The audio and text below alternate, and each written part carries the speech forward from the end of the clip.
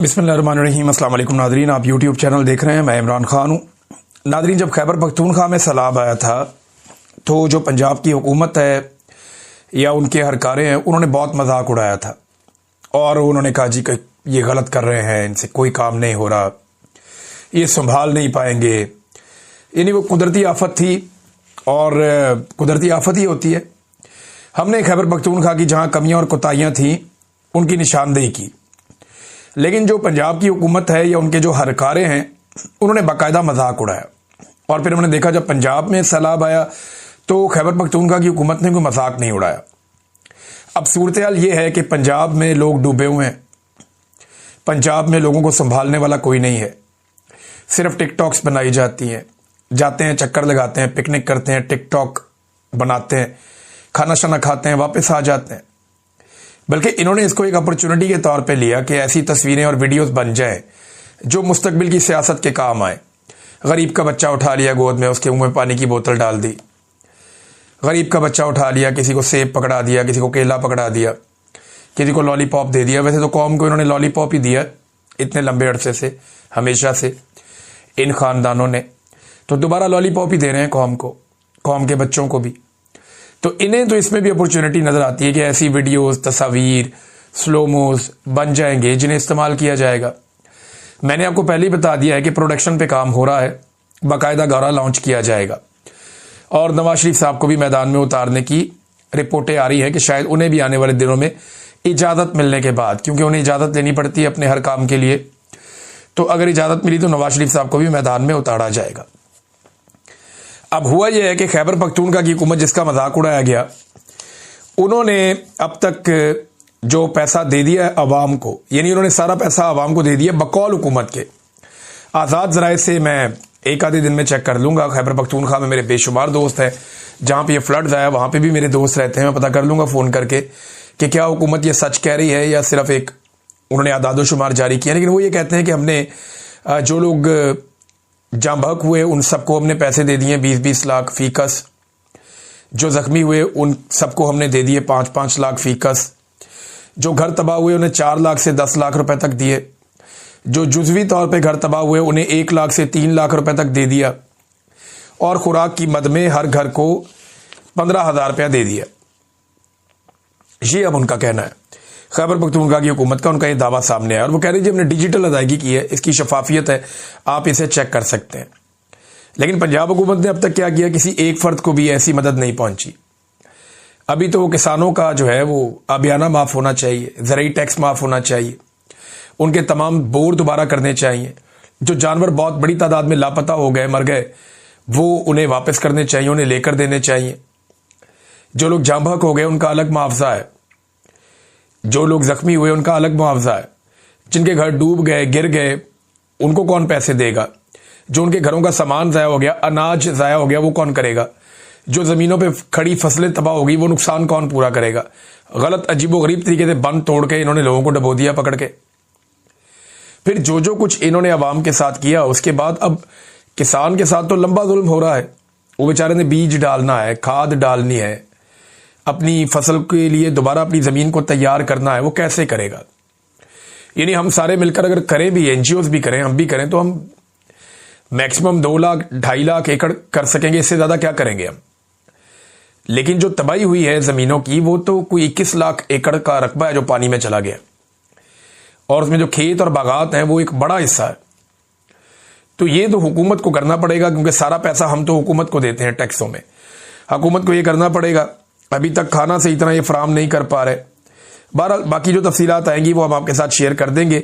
लेकिन ये जो चीज़ें अभी तक मुझे पता चली, नंबर 1 ये है कि मरियम नवाज को उनसे भी बड़ा एक नौसरबाज टक्कर गया। वो एक वीडियो आपने देखी थी जहां पे टिकटॉक बन रही थी, एक टिकटॉक वीडियो है जिसमें एक बंदा सर नीचे करके जी अम्मी जी कर रहा है। वो अब जो टिकटॉकर नौसरबाज हैं उनसे भी बड़ा नौसरबाज निकल आया। वो कुछ सहाफियों ने तहकीकात की हैं, अहमद बड़ा हिस्सा बता रहे हैं कि ये बंदा जो है ये है ही नहीं कहीं, ये कहीं नहीं मिल रहा, किसी सैलाबी कैंप में नहीं है और ना ही ये सैलाब से मुतासरा है। ये बस अम्मी जी कह के वहां पे अपनी गुड्डी चढ़ा के और टिकटॉक बनवा के निकल गया। अब पता नहीं इसे पकड़ लिया है, गायब कर दिया है, कहीं चला गया है, कुछ समझ नहीं आ रही इस बंदे की, बंदा गया किधर। बहरहाल इसने एक अच्छी टिकटॉक बनवा दी थी वहां पे। पाकिस्तान पीपल्स पार्टी ने सैलाब के पेश नज़र जो सूबे में सियासी सरगर्मियां हैं वो सारी मुअत्तल करने का ऐलान कर दिया। अब देखिए, सियासी सरगर्मियां इन्होंने मुअत्तल कर दी, लेकिन पिकनिक मुअत्तल नहीं की इस पार्टी के लीडरों ने। जरदारी खानदान सारा का सारा इस वक्त मौजूद है चाइना में, और ये जा रहे हैं निजी परवाज़ों के ऊपर, पूरे पूरे जहाज़ लेकर। पहले वालिद साहब पहुंच गए, फिर बहन भाई पहुंच गए। तो इन्होंने तो कौम के माल को अपना ज़ाती माल समझा हुआ है, और चाइना के अंदर फुल प्रोटोकॉल में ये फिर रहे हैं। चाइनीज इनको फिलहाल अभी तक तो मुंह नहीं लगा रहे। अब 10 दिन एक मुल्क का सदर वहां पे रहेगा तो शायद दबाव पड़े और उस मुल्क का सदर मिलने के भी आ जाओ, मिल लो मुझे। लेकिन हालात बड़े पतले हैं। ये यहां सिंध के अंदर सैलाब आ रहा है और जरदारी का पूरा खानदान जो है वो चीन के दौरे पर निजी परवाजों से पहुंच गया है। तो ये इनकी इस वक्त दिलचस्पी है, और ये दिलचस्पी के इनके उमूर है। जाली हुकूमत मिले तो ऐसा ही होता है। अच्छा, बड़ी खबर एक और है नादरीन, वो तो बहुत बड़ी खबर है। कॉमनवेल्थ के बारे में मैंने आपको पिछले वीलॉग में बताया था, रोला बहुत पड़ा हुआ है पाकिस्तान में कि कॉमनवेल्थ के जो ऑब्जर्वर्स थे, जो उनके ऑब्जर्वर्स आए थे इलेक्शन को देखने के लिए, उन्होंने एक रिपोर्ट बनाई थी। वो रिपोर्ट जो है वो छापी नहीं गई, उसको छुपा दिया गया, और ये रिपोर्ट किया गया एक अमेरिकन पेपर में, और उसमें दावा यह किया गया कि इस रिपोर्ट को रुकवाने में मिलिट्री एस्टेब्लिशमेंट का फायदा था पाकिस्तान की, और मिलिट्री एस्टेब्लिशमेंट ने धांधली की, और उसके बाद ये रिपोर्ट थी, इस रिपोर्ट को रुकवा दिया गया, ये नहीं छपी। अब ये रिपोर्ट नहीं छपी तो इसका फायदा पाकिस्तान में जाली रिजीम को हुआ है। उन्होंने वो सारी तफसीलात बताई, मैंने आपको पिछले वीलॉग में बता दी हैं। अब वो कंफर्म कर रहे हैं कॉमनवेल्थ। वो कहते हैं जी कि बिल्कुल हम इस बारे में आगाह हैं कि ये रिपोर्ट जो है वो अभी तक पब्लिक नहीं हुई, लेकिन आने वाले दिनों में हम इसको पब्लिक कर देंगे। और वो कह रहे हैं इस रिपोर्ट के बारे में हमने पाकिस्तान की हुकूमत को और पाकिस्तान के इलेक्शन कमीशन को ये रिपोर्ट हमने पहले ही भिजवा दी थी, मुकम्मल रिपोर्ट, और ये अभी पाइपलाइन के अंदर है तो जल्दी पब्लिक हो जाएगी। सवाल ये पैदा होता है कि इससे पहले जो रिपोर्टें थी वो तो इलेक्शन हो गया तो 10-15 दिन में, 20 दिन में पब्लिक हो जाती हैं, 1 महीना मैक्सिमम। यहां इलेक्शन हुए तकरीबन अब तक जो टाइम गुजर चुका है वो बहुत लंबा है।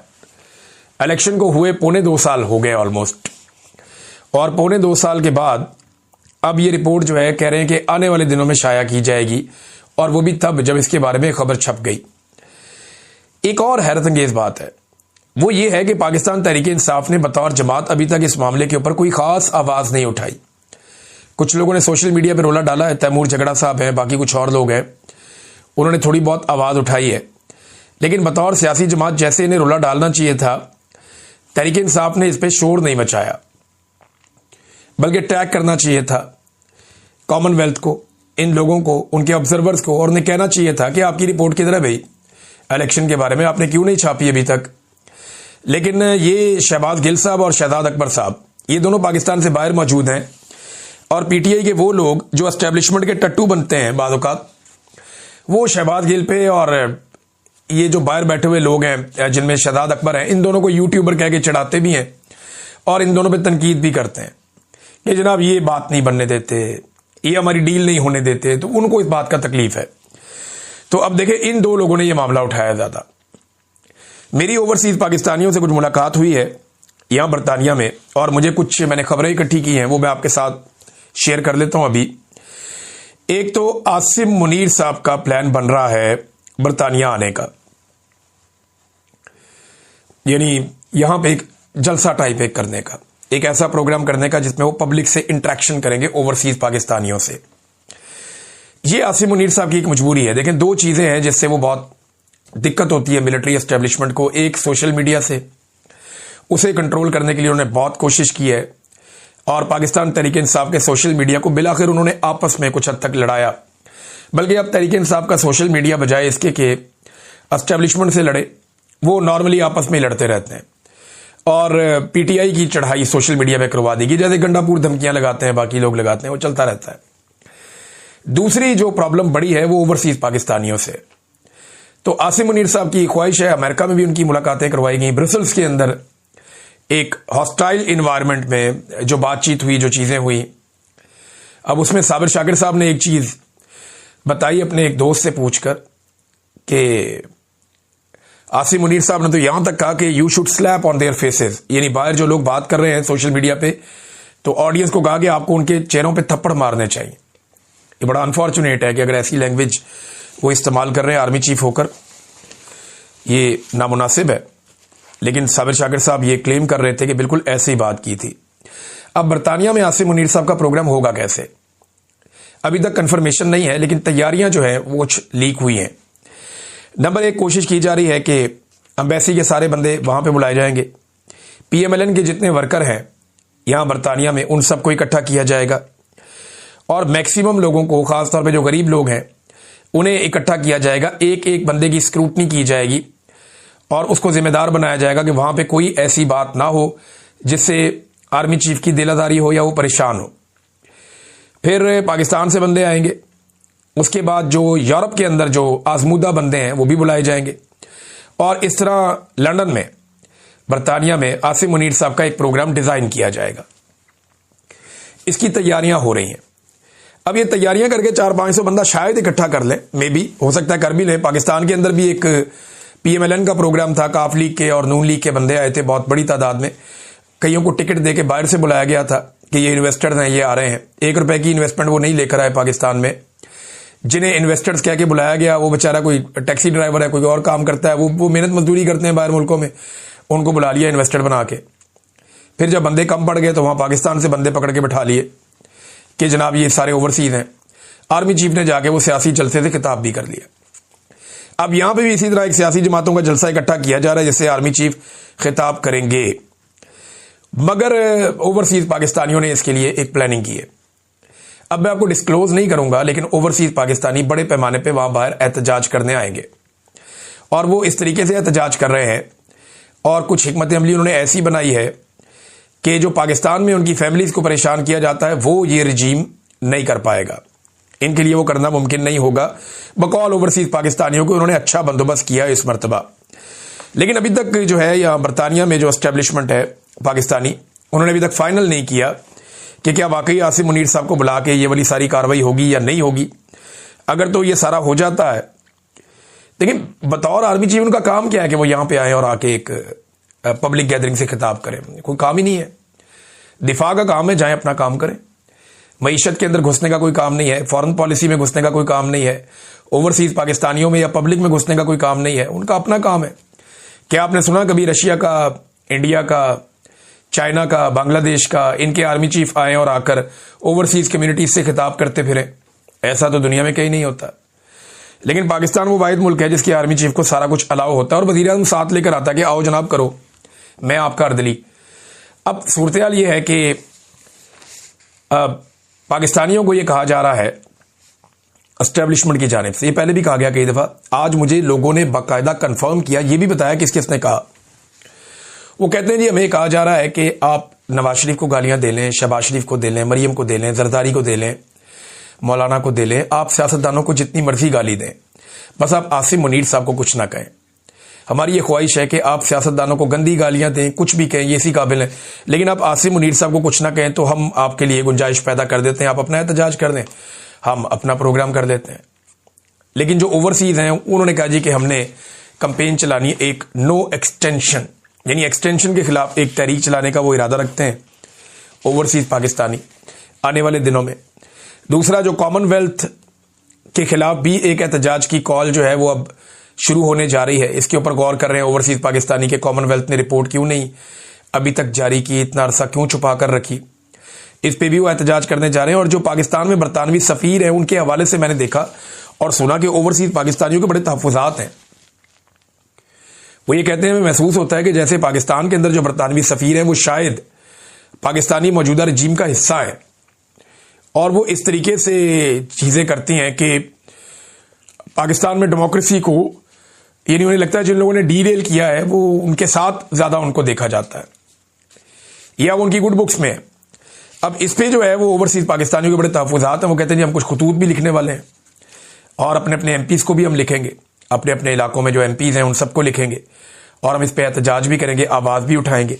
अब ये चंद चीजें हैं जो ओवरसीज पाकिस्तानी आने वाले वक्त में करने जा रहे हैं। इसमें एक चीज मैं आपको और बताऊं कि आज के दिन में तोशाखाना 2 केस भी लगने वाला है अडयाला जेल में। तो केस लगता है तो वहां पे अंदर लोग भी जाएंगे। जब जाएंगे तो इमरान खान बोलेगा, जब इमरान खान बोलेगा तो सब सुनेंगे और फिर सब उसी को दोहराते रहेंगे। तो आज का दिन आप ज़हनी तौर पे तैयार रहे कि अगर तोशाखाना वाले केस में लोग अंदर पहुंच गए और इमरान खान साहब को बात करने का मौका मिल गया तो याद रखिएगा बड़े पैमाने पे आपको बयानात सुनने को मिलेंगे। और आज आपको अगर उनकी फैमिली, उनकी बहनें अंदर गई तो फिर आपको बहुत सख्त स्टेटमेंट सुनने को मिलेगा। अगर बहनों को रोक दिया गया, मीडिया अंदर गया तो फिर भी आपको तगड़ा स्टेटमेंट कुछ सुनने को मिल सकता है। लेकिन अगर मखसूस लोगों को भेजा गया तो फिर शायद जो स्टेटमेंट आप तक पहुंचे वो सेंसर करके आप तक पहुंचे। लेकिन उम्मीद यह है क्योंकि अदालत वाला दिन है तो लोग चले जाएंगे अंदर, जाके वो बात कर पाएंगे, सुन भी पाएंगे इमरान खान साहब की बात। तो देखना यह है कि इस पे इमरान खान साहब क्या रिएक्शन देते हैं और किस तरह की बात करते हैं। नादरीन, मौजूदा हुकूमत ने, अभी मैं आपको बताया ना कि शहबाज राणा साहब के खिलाफ भी एक इंतकामी कार्रवाई शुरू कर दी गई है, तो खबर जरा उनकी ले लें। अब जब तक वो निशाना बनते रहेंगे, उनकी खबरें जो हैं बड़ी इंपॉर्टेंट रहेंगी हमारे लिए। वो बताते हैं मौजूदा हुकूमत ने पिछले 31 दिनों में लगभग 1733 अरब रुपए का नया कर्जा लिया है। 1733 अरब रुपए का कर्जा लिया 31 दिनों में, एक महीने में 1733 अरब रुपए। इसको अगर आप डिवाइड करें ना 31 के ऊपर 1733 को, तो ये लगभग 56 अरब रुपए से ज्यादा बनता है रोजाना। अब मुझे आप बताएं 56 अरब रुपए कितने होते हैं? 100 करोड़ का 1 अरब होता है, 100 करोड़ का 1 अरब होता है। और 56 अरब रुपए ये रोजाना खर्च कर रहे हैं। ये 56 अरब रुपए रोजाना किसके ऊपर खर्च कर रहे हैं? क्या किसी को खाना खिला रहे हैं? नहीं। क्या कोई पनाहगाहें चला रहे हैं? नहीं। क्या कोई दस्तरखान चला रहे हैं? नहीं। क्या ये लोगों का मुफ्त इलाज कर रहे हैं हेल्थ कार्ड के जरिए से? नहीं। क्या कोई नई सड़कें बन रही हैं? नहीं। क्या कोई नए डैम्स बन रहे हैं? बिल्कुल नहीं। क्या कोई नए प्रोजेक्ट्स बन रहे हैं? बिल्कुल नहीं। क्या कुछ अस्पताल नए बनाए जा रहे हैं? हमें कोई नजर नहीं आ रहे। क्या स्कूल बन रहे हैं जो पहले वाले वो प्राइवेटाइज हो गए? क्या नई यूनिवर्सिटीज बन रही हैं? बिल्कुल नहीं बन रही। क्या पाकिस्तान के अंदर ये सरमाया लगाया जा रहा है? पाकिस्तान से तो लोग अपना सरमाया निकाल कर लेकर जा रहे हैं। तो ये पैसा जा कहां रहा है रोजाना की बुनियाद पे? किसकी जेब में जा रहा है? कौन ये पैसा खा रहा है? किसी को कोई पता नहीं है। ये बड़ा अनफॉर्चुनेट है कि हम हिसाब नहीं कर सकते कि रोजाना हमारा पैसा निकालकर कौन ले जाता है और कहां खर्च कर देता है। तैमूर झगड़ा साहब ने नादरीन जो मामला उठाया था कि मेरे जो प्रिजाइडिंग ऑफिसर हैं और जो मेरे रिटर्निंग ऑफिसर हैं, इनकी जरा इंक्वायरी तो करें, इन्होंने मेरा रिजल्ट कैसे जाली जारी कर दिया। एंटी करप्शन ने मामला उठाया और नतीजे पे पहुंच गई और वहां पे गवाहियां भी आ गई कि इलेक्शन चोरी हुआ है। साथ ही इलेक्शन कमीशन बीच में आ गई, एंटी करप्शन को मना करें, ये काम नहीं कर सकता। खैबर पख्तूनख्वा की हुकूमत को कह दिया। अब झगड़ा साहब खैबर पख्तूनख्वा की हुकूमत को कह रहे हैं कि मैं उम्मीद करता हूं कि आप ऐसा नहीं करेंगे और खैबर पख्तूनख्वा की मिसकंडक्ट की तहकीकात में मुदाखलत नहीं कर सकता इलेक्शन कमीशन ऑफ पाकिस्तान, क्योंकि इन तहकीकात का जारी रहना जरूरी है।